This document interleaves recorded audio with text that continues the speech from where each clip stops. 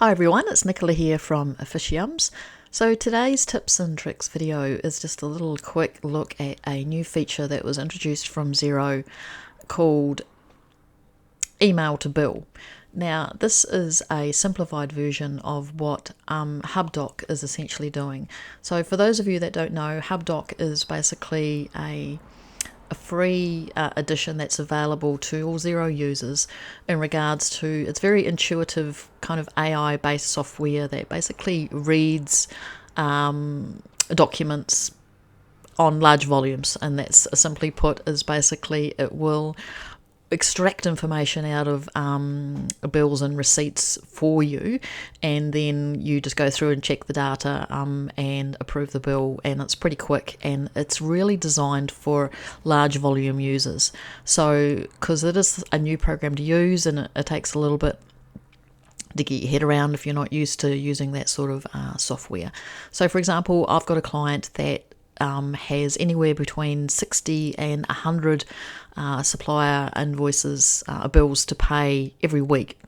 And you can imagine that isn't a job you'd want to do by hand, and it's quite time consuming. So we use HubDoc for that. So basically all the documents get imported in either via an import feature or photographed directly using the app, and that takes away all the hard work for us. But this feature that we're going to be looking at today in Xero is kind of a simplified version of HubDoc, and it sits directly within Xero.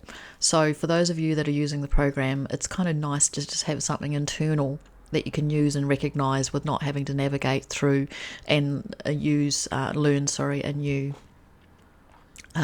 program outside of Xero.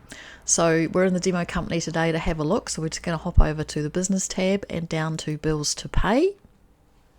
So over on the right hand side here, we've got create a bill from an email with a little question mark. And the minute you click on that, you get the option of what we've just talked about, automatically create draft bills with some details filled in, forward emails with an attachment to the following email address. Now this email address here is unique to you and your profile. So when you log in as you or the client that you're working for, when you get to this area in the bills section, you need to copy this email address and use it when you're forwarding your bills.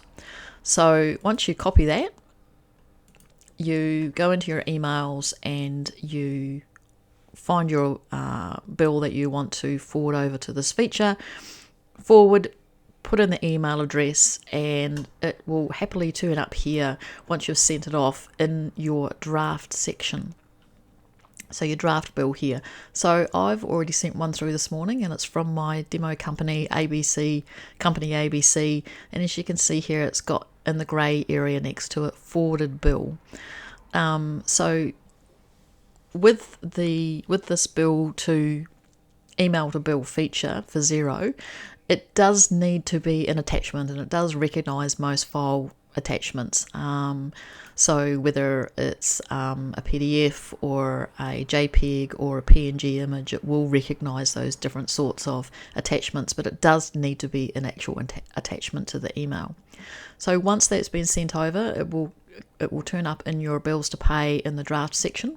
So you just open it up as per normal, and you see these little lightning bolt warning signs. They're basically just areas that Xero wants you to check and just make sure are correct.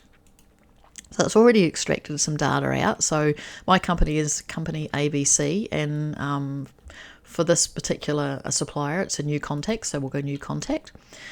And the date is the 1st of September, so it's automatically recognised that from the invoice. We don't have a due date that was listed on our invoice, so we're just going to go plus 7 days because that's when we have to pay them. And it's picked up the invoice number 105 and thrown it in the reference there, and automatically attached, which is brilliant. And the total of the invoice is 1,100. So as it said earlier, it does not fill in all the details. So we've just got the only thing we've got to add in here is the fact we need the description and tile packs.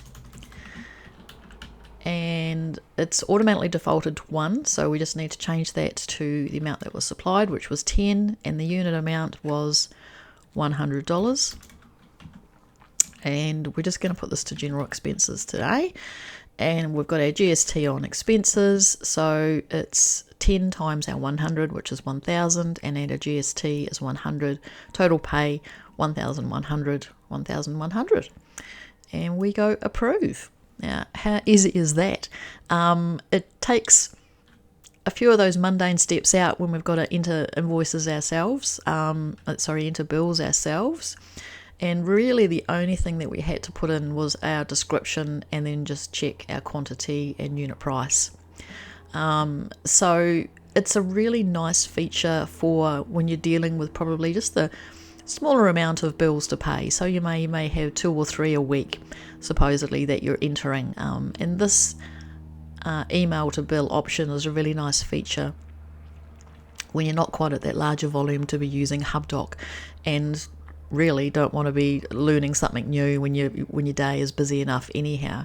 So we just scroll down to the bottom of this invoice, and you can just, when you go and show history, it actually shows that it's been received from email to bill. So again, and this tracking feature is really nice. It kind of shows you how it's come in, and we are all ready to go. So in your bills to pay now, you'll have your company or your bill that's been brought in. The attachment is with it, and it's all ready to be paid. So guys, I hope that was interesting in regards to this new feature that Xero has put out. And like normal, if you need me to do any videos or answer any questions or give extra details on what I've done in my video today, I'm more than happy to do that. Please do drop me a line, either message me or a comment below, or subscribe to any of my channels across social media. I'm more than happy to help you out. That's what I'm here for. And until next time, take care, and we'll talk soon.